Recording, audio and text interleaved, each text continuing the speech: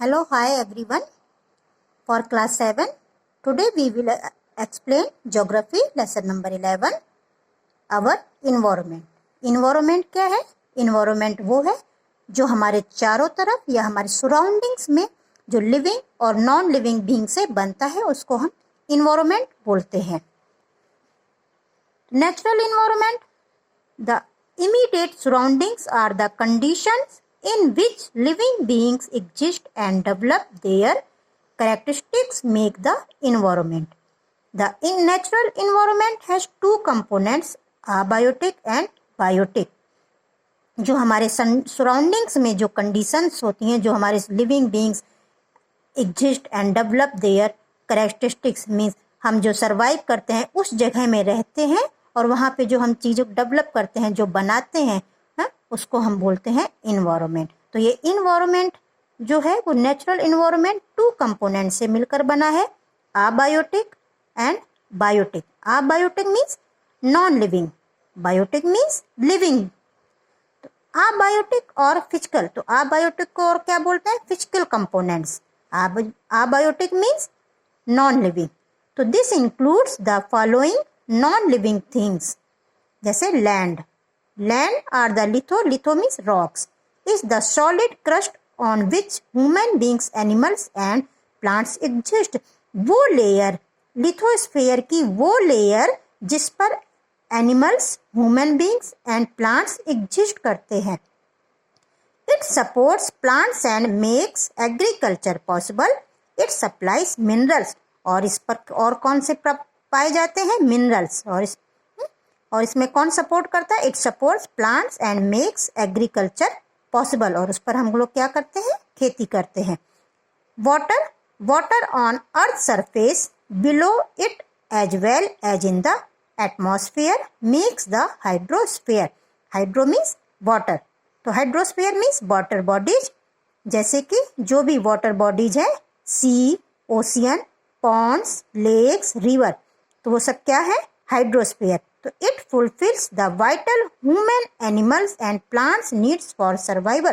तो अब जो वाटर बॉडी से जो वाटर है तो वो ह्यूमन की या ह्यूमन्स है या एनिमल्स, प्लांट के सर्वाइव के लिए बहुत ही जरूरी है. Air are the mixture of gases. तो एयर जो है वो कोई एक गैस से मिलकर नहीं बनी है, वो मिक्सचर ऑफ, उसमें मैनी ऑफ गैसेस से मिलकर बनी है. तो that envelopes the earth is called atmosphere. तो जो हमारे अर्थ के कवर करता है उसको बोलते हैं एटमॉस्फेयर. तो the atmosphere has many gases which perform various vital functions. तो कई सारी जो गैसेस हैं हमारे एटमॉस्फेयर में वो अपना अलग अलग परफॉर्म करती हैं. जैसे for example the ozone in the atmosphere protects us from the harmful ultraviolet rays of the sun. तो जो हमारे एटमॉस्फेयर में ओजोन गैस है तो वो हमको क्या करती है? किससे बचाती है? जो सन की हार्मफुल, हानिकारक अल्ट्रावायलेट रेज से हमको बचाती है. नहीं तो हमारी अर्थ बहुत ज़्यादा वार्म हो जाएगी, उसका टेम्परेचर अर्थ का बढ़ जाएगा. Biotic components, biotic means life, जिसमें लाइफ है. तो this includes all forms of life including plants and animals. तो प्लांट्स एनिमल्स में क्या होती है? लाइफ होती है, तो इसीलिए इसको लिविंग बीइंग्स बोलते हैं. Living beings are generally found up to a height of 6 kilometre in the atmosphere and up to a depth of 7 kilometre in the ocean. तो जो लिविंग बीइंग जहाँ पर सर्वाइव करते हैं तो कितनी एरिया तक सर्वाइव कर सकते हैं? तो 6 किलोमीटर हाइट पर और ओशियन के 7 किलोमीटर नीचे गहराई तक. तो इन जो ये बेल्ट है 13 किलोमीटर की, तो ये जो लिविंग बीइंग्स हैं यहीं पर इनका ये सर्वाइव करते हैं. 13 kilometre, 6 + 7, 13 kilometre, in which all forms of life exist is called the biosphere. इसी को हम बायोस्फीयर कहते हैं. The narrow belt of about 13 kilometer in which all forms of life exist is called the biosphere. Bio means life, जहाँ पर life exist करती है. In the biosphere there are two important categories of living beings. तो इस जो ये biosphere में है, इसमें 2 कैटेगरीज हैं लिविंग बींग्स की। फर्स्ट है प्रोड्यूसर और ऑटोट्रॉप्स। ऑटो मीन्स सेल्फ, जो अपना फूड एनवायरनमेंट से डायरेक्ट बनाए उसको हम ऑटोट्रॉप्स बोलते हैं। Organism the produce their own food directly from the environment. For example plants किसी पर डिपेंड नहीं रहते हैं, वो अपना फूड सेल्फ बनाते हैं, तो इसलिए plants are also called producer और autotrophs. Consumers are heterotrophs. Heterotrophs means hetero mean depend, तो ये हेट्रोट्रॉप्स जो होते हैं जो दूसरे पर डिपेंड रहते हैं, जैसे ह्यूमन बीइंग एंड एनिमल। ये अपना फूड सेल्फ नहीं बना रहे हैं, ये डिपेंड है। किस पर डिपेंड है? प्लांट्स पर और एनिमल्स पर। Organism that depend on plants and animals for food, for example human beings and animals। Human तो ये किस पर डिपेंड है? प्लांट्स पर भी डिपेंड्स है और एनिमल पे। तो human beings are also called consumer या heterotrophs. Interaction between the components of the environment. The interaction and relation between all living organisms means plants, animals and human beings amongst themselves as well as with their physical environment, जैसे land, air and water. Natural surroundings forms a complex system referred to an ecosystem। तो living beings और non living beings में जो पारस्परिक अपना एक relation बनाते हैं या एक दूसरे के बिना सरवाइव नहीं रह सकते हैं, उसको हम बोलते हैं इकोसिस्टम। तो forms a complex system referred to as an ecosystem. ये लिविंग और नॉन लिविंग दोनों से मिलकर के ही बनता है। एनी यूनिक और compendious area like a lake और a desert can form a distinct ecosystem by itself. The organisms found in any of these ecosystems would happily survive provided the conditions remain favorable। Human environment. अब human environment क्या है? Human environment includes all human creation and activity. जो humans की activities होती हैं, जो गतिविधियां होती हैं या वो जो कुछ क्रिएट करते हैं अपने आप को उस माहौल में बनाने के लिए।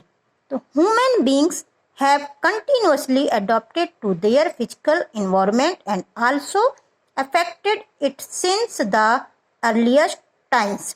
तो ये पहले से ही, जो पहले के जो लोग थे, आदिमानव थे, उनसे भी उनकी लाइफ कैसी थी? In the past human needs were basic and simple, so human beings did not disturb the environment much.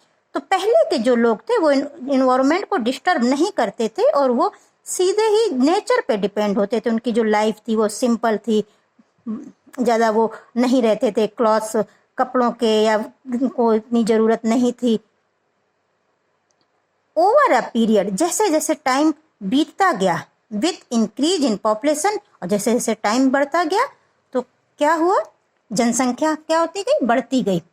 तो जब जनसंख्या बढ़ने लगी तो फिर क्या होने लगा? जो अब आदमी इन्वायरमेंट से छेड़छाड़ करने लगा, डिस्टर्ब करने लगा है। एग्रीकल्चर के लिए वो फॉरेस्ट को ख़त्म करने लगा, वहाँ पे बिल्डिंग्स बनाने शुरू कर दिया, टाउन्स को बनाना शुरू कर दिया, वहाँ पे फैक्ट्रीज को लगाना शुरू कर दिया। तो इसमें क्या हुआ? इन्वायरमेंट जो हमारा था वो कैसा हो गया? डिस्टर्ब हो गया। तो needs also increase and people started to expand their area of influence.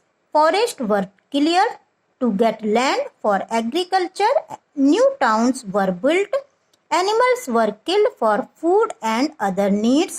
जो एनिमल्स थे उनको अपनी ज़रूरतों के लिए या तो अपने खाने के लिए उनको क्या करने लगे? किल करने लगे, हंट करने लगे, शिकार करने लगे। कौन कौन सी? जैसे लेदर के लिए या अपने खाने के लिए, तो उनको मारने लगे। तो all these activities have had an adverse effect on the environment। तो ये जो सारी ह्यूमन के थ्रू एक्टिविटीज हैं, तो ये क्या इन्वायरमेंट को कैसा डिस्टर्ब करने लगी। For example many species of animals and birds have become extinct because of deforestation। Deforestation means cutting of trees means forest में से पेड़ों को काट देना, या वहाँ पे आग लग जाए, या पेड़ वहाँ पे सारे साफ हो जाए। तो deforestation is also the reason for increase in the amount of carbon dioxide in the air which is the main cause of global warming. तो क्या हुआ, तो जब पेड़ कटने लगे तो वहाँ के जो कुछ जो एनिमल्स और बर्ड्स थे उनका जो तो सर्वाइव नहीं कर पाए हैं, वो धीरे धीरे क्या हो गए, खत्म होते चले गए। तो डिफॉरेस्टेशन और क्या मेन कारण हुआ, कार्बन डाइऑक्साइड, जो ग्लोबल वार्मिंग हो रही है। तो जब पेड़ नहीं है तो हमको ऑक्सीजन कहाँ से मिलेगी, तो जब ऑक्सीजन नहीं मिल रही है और पॉपुलेशन बढ़ती जा रही है तो एटमॉस्फेयर में जो कार्बन डाइऑक्साइड का लेवल है वो कैसा हो गया, वो बढ़ गया। तो इसलिए जो मेन कारण ग्लोबल वार्मिंग का हुआ तो कौन सा हुआ, डिफॉरेस्टेशन मीन्स कार्बन डाइऑक्साइड का लेवल हमारे एटमॉस्फेयर इन्वायरमेंट में बढ़ता गया एटमॉस्फेयर में। Summary, the environment has both biotic and biotic components. The abiotic or physical components include all non-living beings. The biotic components includes living being. तो जो environment है वो किससे बना है, बायोटिक से भी और अबायोटिक से। ऐसा नहीं है कि सिर्फ बायोटिक ही कंपोनेंट्स हो, अबायोटिक ना हो। प्लांट्स हैं तो प्लांट्स कहाँ से होंगे अगर लैंड नहीं है, एयर नहीं है, वाटर नहीं है। द बायोटिक और physical components includes all non living thing. तो जैसे कि पता है आपको, अबायोटिक इसमें लाइफ नहीं होती है या उनको फिजिकल कंपोनेंट्स बोलते हैं। नॉन लिविंग कौन कौन से नेचुरल कंपोनेंट्स हैं, air, water and land. The biotic components include living beings. Living beings means plants, animals and human beings. There is a close interrelations between living beings and their physical environment. जो physical environment के हैं जैसे land, air and water, इनका एक आपस में बहुत गहरा रिश्ता है। किसके बीच में, लिविंग बींग्स में। ये एक दूसरे पर डिपेंड हैं। Human beings have influenced the environment in many ways. Some of these have had a damaging effect on the environment. तो जो ह्यूमन बींग्स हैं वे अपने आप को और कई सारे तरीके उसने अपना लिए जो इन्वायरमेंट है उसको डैमेज करने के लिए, उसको जैसे डिफॉरेस्टेशन, ये सारा environment. The surroundings in which a living being exist. तो इन्वायरमेंट क्या है, जहाँ पे लिविंग बींग एग्जिस्ट करता है, सरवाइव करता है, उसको क्या बोलते हैं, environment. Biosphere, the narrow belt compassing the lithosphere, hydrosphere and atmosphere in the living being exist. तो मीन्स मैंने जैसे बताया था, अर्थ के नीचे 6 किलोमीटर, अर्थ के ऊपर 6 किलोमीटर ऊपर एंड डेप्थ 7 किलोमीटर, वो जो 13 किलोमीटर की नैरो बेल्ट होती है उसी में लिविंग बींग्स जो है वहां पर उतने में सरवाइव करते हैं। तो उसको बोलते हैं बायोस्फीयर, मतलब उसी उतनी जगह में जो लिविंग बींग सरवाइव करते हैं। Ecosystem, all the plants and animals that live in an area together with the complex relationship that exists between them and their environment. Deforestation, the act of cutting down or burning the trees in an area. उस area में या तो वो काटे जाएं या फिर वो किसी तरह से पेड़ जल जाएं। Global warming, an increase in the average temperature of the earth atmosphere great enough to cause changes in the climate pattern of our globe. अब एक्सरसाइज देखिए, fill in the blanks. The environment comprises land, water and air. The ozone layer protects us from harmful ultraviolet rays. Ultraviolet rays से हमें कौन सी gas बचाती है, ozone, वो एक layer है। All living organisms are found in the biosphere. जितने भी लिविंग ऑर्गेनिजम्स हैं, चाहे वो प्लांट्स हो, एनिमल्स हो या जो भी हो, या ह्यूमन बींग्स हो, तो वो किस उसमें रहते हैं, बायोस्फीयर में। उसको means bio means life. Plants are autotrophs. Autotrophs means producer, जो अपना फूड सेल्फ बनाए, ये खुद बनाती है, किसी पे डिपेंड नहीं है प्लांट। तो इसीलिए plants are also called consumers. Deforestation is a threat to the environment. Choose the correct answer. Abiotic components of the environment includes, तो अबायोटिक जिसमें लाइफ नहीं होती है, प्लांट में है, एनिमल्स में भी होती है, प्लांट्स और एनिमल्स दोनों में भी होती है। तो ये तीनों क्या है, राइट नहीं है।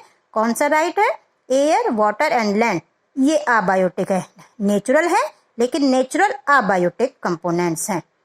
Biotic components do not include plants, bacteria, water vapour, ये क्या है, अबायोटिक कंपोनेंट्स है। और बाकी ये तीनों क्या है, बायोटिक कंपोनेंट्स हैं। A natural ecosystem does not include forest, lake, mountains, school, तो स्कूल ये नेचुरल इकोसिस्टम नहीं है। सिर्फ क्या है, ये नेचुरल इकोसिस्टम्स हैं, sorry, forest, lake, mountains, school ये ह्यूमन ने बनाया है, ये मैन मेड द्वारा बनाया गया है स्कूल, ये नेचर ने नहीं बनाया है। तो कौन सा राइट है आपका, fourth, school. One of these is not a heterotroph, heterotroph mean जो डिपेंड नहीं, जो डिपेंड होते हैं। तो कौन सा डिपेंड नहीं है, कैक्टी, ये क्या है, एक प्लांट है। बाकी टाइगर, स्नेक, एलिफेंट, ये तीनों किस पर हैं, डिपेंड है, इसलिए ये क्या है, हेट्रोट्रॉफ। तो कौन सा हेट्रोट्रॉफ नहीं है, कौन सा डिपेंड नहीं है, cacti. Human environment includes mountains, reverse, forest या फैक्ट्रीज, तो ह्यूमन एनवायरनमेंट क्या है, factories. Cutting down of trees, deforestation, plants क्या है, कंज्यूमर्स है। ह्यूमन बींग्स क्या है, प्लांट्स क्या है, प्रोड्यूसर्स हैं, ह्यूमन बींग्स कंज्यूमर्स हैं। ओजोन लेयर क्या करती है, कहाँ पर पाई जाती है, एटमॉस्फेयर में, underground water, hydrosphere. True false लिखिए, the two components of the natural environments are plants and animals. हाँ, नेचुरल कंपोनेंट्स कौन से हैं एनवायरनमेंट में, plants and animals. Abiotic components of the natural environment include land and water, ये भी क्या abiotic में, इसमें लाइफ नहीं होते, मीन्स नॉन लिविंग, तो क्या है, ये राइट है। Human beings are autotrophs, no, human beings किससे होते हैं, हेट्रोट्रॉप, ये डिपेंड होते हैं, किस पर डिपेंड होते हैं, प्लांट्स और एनिमल्स पर। प्लांट्स आर हेट्रोट्रॉप्स, नो, ये ऑटोट्रॉप्स होते हैं, ये अपना फूड सेल्फ बनाते हैं, इसलिए इनको क्या कहते हैं, plants are also called autotrophs या consumers. Human activities affect the environment, yes, बिल्कुल, अगर ह्यूमन एक्टिविटीज हमारे एनवायरनमेंट पे अफेक्ट करती है, प्रभाव डालती है। ओके, तो थैंक यू। ये सारा आपको होमवर्क या एक्सरसाइज आपको अपनी फेयर जो साइंस SST की फेयर नोटबुक है उसमें आपको सारा कुछ ये लिखना है।